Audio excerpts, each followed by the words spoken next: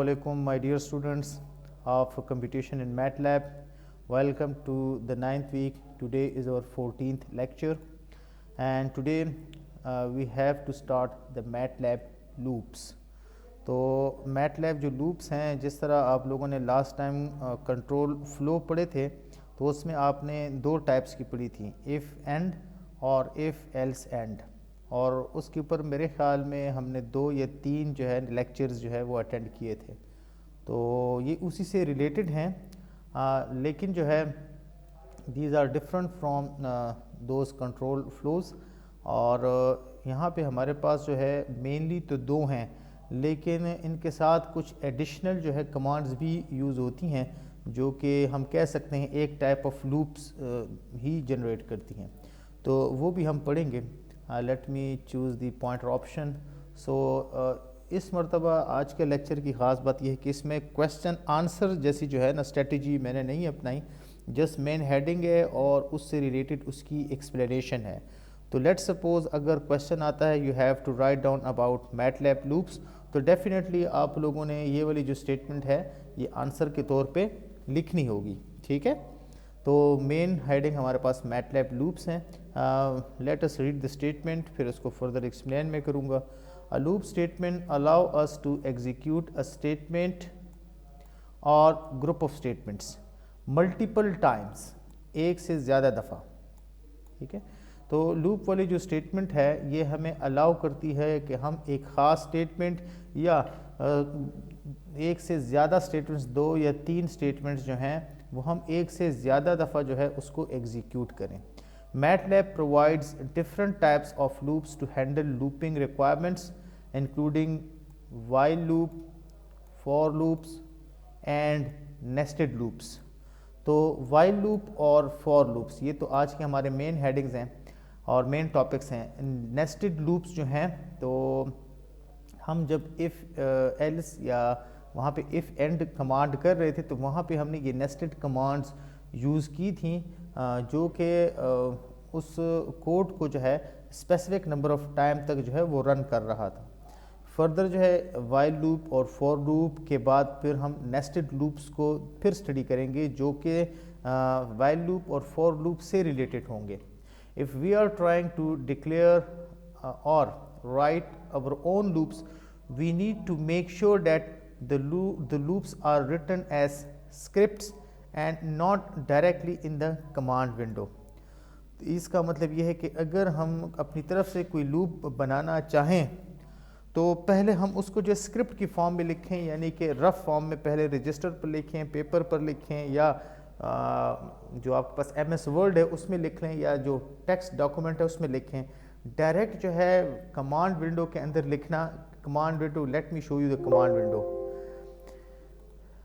This is the command window, ठीक है। इस कमांड विंडो के ऊपर लिखने से इज्तिनाब करें। इसकी रीज़न क्या है?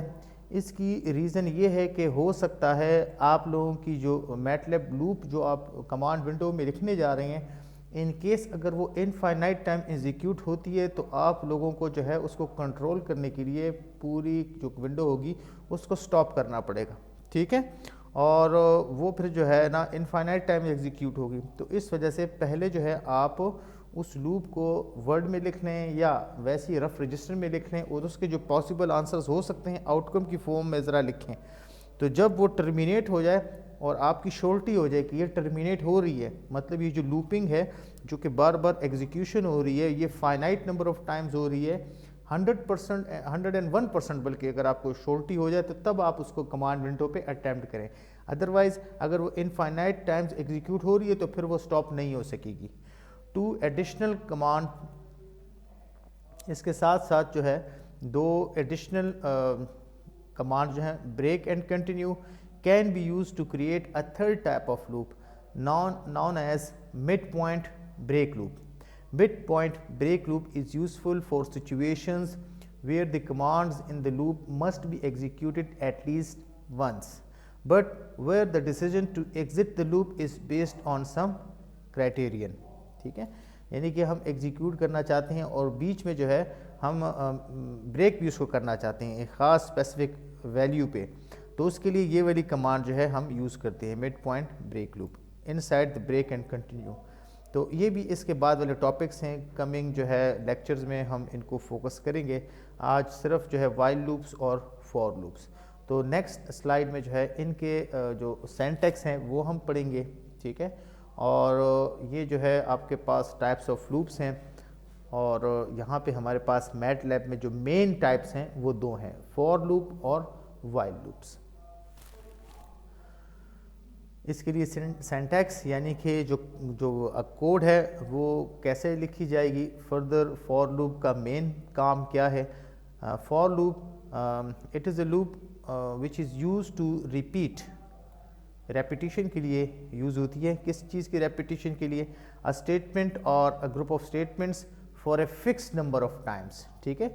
This word fixed is finite, ठीक है, is representing the finite number of executions of a particular statement or group of statements.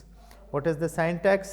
तो start हम लेंगे, we have to start from for, ठीक है, index, उसके यहाँ पे हम कोई भी सिंबल असाइन कर सकते हैं, उसके लिए वैल्यूज़ ये आपके पास इंटरवल की शेप में भी हो सकती हैं, कोई फिक्स वैल्यू भी हो सकती है। उसके बाद प्रोग्राम की स्टेटमेंट, ठीक है, और फिर फर्दर उसके बाद फिर एंड। तो ये आपके पास जो है फॉर लूप के लिए सिंटैक्स है। इसी तरीके से while loop, what is the main function of while loop? A while loop is use to execute a statement or group of statements like for loop for indefinite number of times until the conditional specified by while is no longer satisfied, ठीक है। अगर वो satisfied नहीं होती तो फिर जो है वो स्टॉप कर जाएगा, अदरवाइज प्रोग्राम एग्जीक्यूट ही होता रहेगा, ठीक है। What is the syntax? हम वाइल लिखेंगे, एक्सप्रेशन, ठीक है, यानी कि कंडीशन, और फिर जो है स्टेटमेंट जो कि एग्जीक्यूट होगी, and after that will be and. अब इनके सिंटैक्स दोनों के फॉर लूप और वाइल लूप के जो है सिंटैक्स पढ़ने के बाद अब हम जो है फर्दर स्विच करेंगे इनटू डिफरेंट एग्जांपल्स। मैंने कोशिश की है कि सेम कोड जो है दोनों किस्म की जो कमांड्स हैं, दोनों किस्म की जो लूप्स हैं उनसे एग्जीक्यूट कराया जाए, यानी कि आउटपुट सेम डिस्प्ले हो, लेकिन एक मरतबा हम फॉर लूप इस्तेमाल करें, दूसरी मरतबा वही आउटपुट जो है वाइल लूप से एग्जीक्यूट हो। तो इससे ये है कि आप लोगों को कंपैरिजन में जो है आसानी होगी, आप लोग आसानी के साथ आइडेंटिफाई कर सकेंगे कि दोनों किस्म की जो लूप्स हैं उसमें फ़र्क क्या है, ठीक है।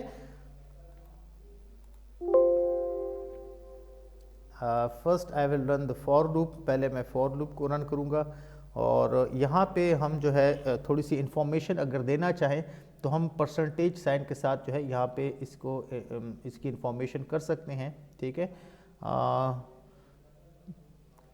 कोड फॉर या code using for loop,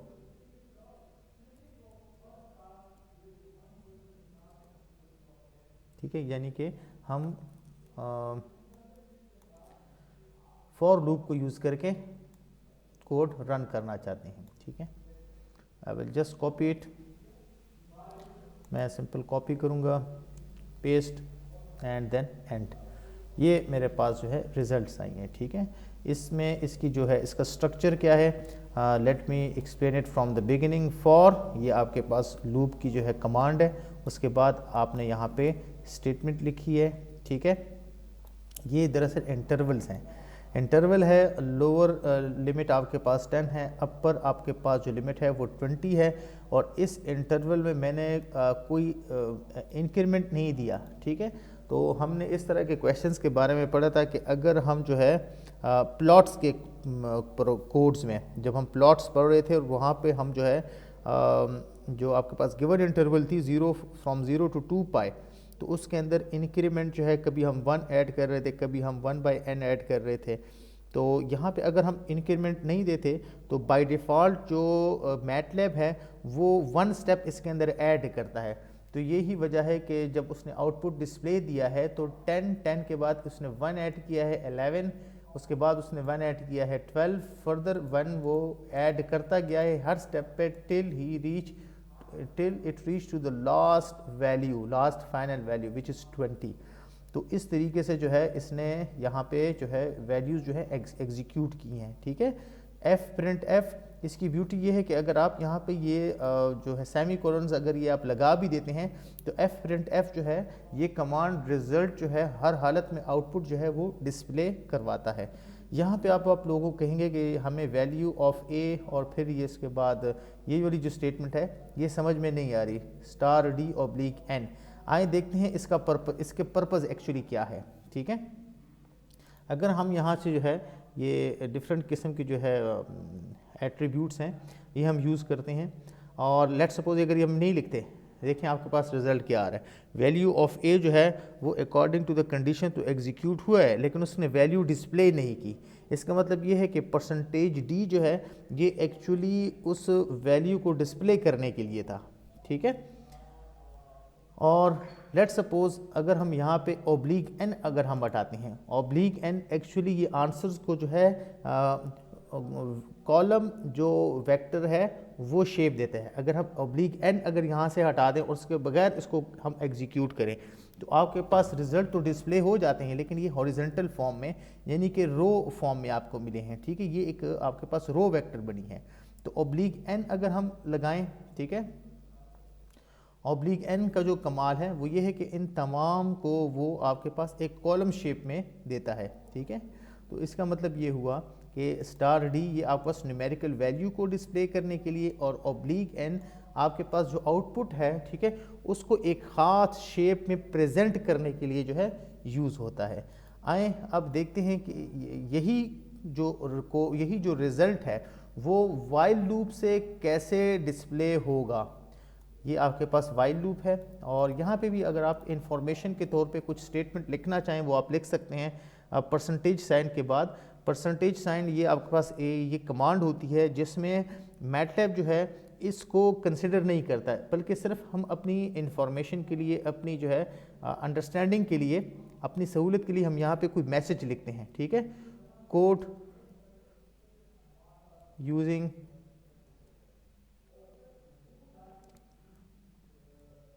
while command या वाइल लूप, या code by using for loop, और यहाँ पे बाय यूजिंग वाइल लूप को यूज़ करके जो है सेम डिस्प्ले हमें देगा। लेट मी क्लियर, बल्कि स्क्रीन को क्लियर नहीं करते, ये मैंने इसको एग्जीक्यूट किया है और आपके पास सेम वैल्यूज़ आ रही है। इसको मैं ज़रा दोबारा प्रेस करता हूँ। a is equal to 10 while a is less than 10, जब तक a की value less than 20, while a is less than 20, जब तक a की वैल्यू 20 से छोटी ना रह जाए, ठीक है। You have to fprintf value of a, और उसके बाद परसेंटेज d और n, यानी कि आपने उसके अंदर जो है ये वाली न्यूमेरिकल वैल्यू डिस्प्ले करनी है। और फिर next a is equal to a plus 1, आपने जो है a के अंदर a प्लस 1 करना है। अब जब आप a के अंदर a प्लस 1 करेंगे तो फर्स्ट रन के बाद जो है आपके पास a की वैल्यू 10 प्लस 1 11 हो जाएगी। तो अब जब ये वाइल ये चेक करेगा तो अब a की जो पुरानी वाली वैल्यू है मैटलैब उसे याद नहीं रखेगा, बल्कि मैटलैब इस वैल्यू को याद रखेगा, और वो वाइल के साथ जब 20 के साथ कंपेयर करेगा तो वो इसके नतीजे में जो वैल्यू आई है 11 उसको चेक करेगा। उसके बाद फिर वो डिस्प्ले करेगा, क्योंकि 11 जो है वो लेस दैन 20 है, ठीक है। और जब तक ये कंडीशन रॉन्ग नहीं साबित हो जाती, ठीक है, उस वक्त तक ये एग्जीक्यूट होता रहेगा। फॉर एग्जांपल हमारे पास a की वैल्यू 19 आ गई है, 19 के बाद यहाँ पे फर्दर एग्जीक्यूट होगा, 19 को डिस्प्ले करेगा, फिर 19 a is equal to 19 plus 1 20 आ जाएगी, और 20 के साथ जब वो यहाँ पे इसको एग्जीक्यूट करेगा तो 20 इज़ लेस दैन 20, ये कंडीशन फॉल्स हो जाएगी। तो जब तक कंडीशन फॉल्सिफाई नहीं होती उस वक्त तक ये इसको रन करता रहेगा। तो आपके पास वही सेम रिजल्ट आ रहा है वाइल लूप यूज़ करके, ठीक है। तो यहाँ पे आपने इंस्टेड ऑफ इंटरवल्स आप लोगों ने यहाँ पे क्या किया है, मिनिमम वैल्यू 10 से आपने स्टार्ट ली है और वाइल वाली कंडीशन जो है वो आपने जो है एग्जीक्यूट की है, वो वाली कंडीशन आप लोगों ने यूज़ की है। और जब तक ये रिजल्ट फॉल्स नहीं हो जाता उस वक्त तक जो है ये a=a+1 जो है ये रन होता रहेगा, ठीक है। इसके अंदर अगर हम थोड़ी सी चेंज लाना चाहें तो हम चेंज ला सकते हैं। फॉर एग्जांपल जो है यहाँ पे मैं a की वैल्यू जो है वो मैं लेट सपोज 30 करता हूँ, ठीक है, या 35 करता हूँ और स्टार्टिंग वैल्यू जो है वो मैं 1 करता हूँ। तो अब जो है ये आपके पास इसका जो आउटपुट है देखें 1 से इसने स्टार्ट लिया है, हर स्टेप पे वो 1 ऐड कर रहा है टिल इट्स रीच टू 34 के बाद जब वो 34 प्लस 1 करेगा 35 आएगा, तो 35 इज़ नॉट लेस देन 35, तो इस वजह से ये एग्जीक्यूट होना बंद हो जाएगा। इसी तरीके से हम जो है इसके अंदर जो एडिशन वाली टर्म है a=a+1 वो हम a+5 भी कर सकते हैं, ठीक है। इसको अगर हम रन करें तो ये देखें जब तक जो है कंडीशन फॉल्स नहीं हुई उस वक्त तक वाइल जो लूप है उसने इसको डिस्प्ले करवाया है। 31 के बाद क्या होगा, 31 + 5 आ जाएगा, 31 + 5 है 36। तो यहाँ पे जब वाइल में 36 इज़ लेस देन 35 वो चेक करेगा तो ये वाली कंडीशन फॉल्स हो जाएगी और ये आपके पास रुक जाएगा। इसका मतलब ये हुआ कि वाइल लूप में प्रोग्राम उस वक्त तक एग्जीक्यूट होगा जब तक कंडीशन गलत साबित नहीं हो जाती। जो ही कंडीशन गलत साबित होगी प्रोग्राम जो है एग्जीक्यूट नहीं होगा, ठीक है। और आगे भी मैंने जो है 2 किस्म के कोड्स रखे हैं, लेकिन वो आज मैं जो है नहीं चाहता कि मैं उसको फर्दर एग्जीक्यूट करूं, क्योंकि आज जो है जो मैंने 2 कोड्स आप लोगों को करवाए हैं यही अगर आप कर लें तो बहुत आप लोगों की बड़ी अचीवमेंट होगी। वो जो 2 प्रोग्राम है वो इंशाल्लाह जो है नेक्स्ट लेक्चर में हम उसको स्टडी करेंगे, ठीक है। और उस वक्त तक के लिए बेटा खुदा हाफिज़, ठीक है। आप लोग अपना ख्याल रखिएगा और साथ में असाइनमेंट पर ज़रूर स्ट्रेस दीजिएगा। असाइनमेंट को आप कोशिश करें कि हर तरीके से जो है बिल्कुल नीट एंड क्लीन और एग्जैक्ट आप बनाएं। एक दफ़ा फिर मैं रिपीट करता चलूँ कि असाइनमेंट के सिलसिले में एक बच्चे ने क्वेश्चन की थी कि हम इसको रन करेंगे या नहीं। तो चूंकि अभी मैटलैब सब बच्चों के पास है नहीं तो रन करने की ज़रूरत नहीं है। अगर रन कर सके तो बहुत अच्छी बात होगी, अदरवाइज़ रिक्वायरमेंट नहीं है। आप एग्जैक्ट कोड बना के जो है मुझे सेंड कर दें, ठीक है, यानी कि PDF फॉर्म में आप वहाँ पर अपलोड कर दें। अगर कोड ठीक होगा आपको पूरे मार्क्स मिलेंगे, ठीक है। अगले लेक्चर तक के लिए खुदा हाफिज़, अस्सलामु अलैकुम।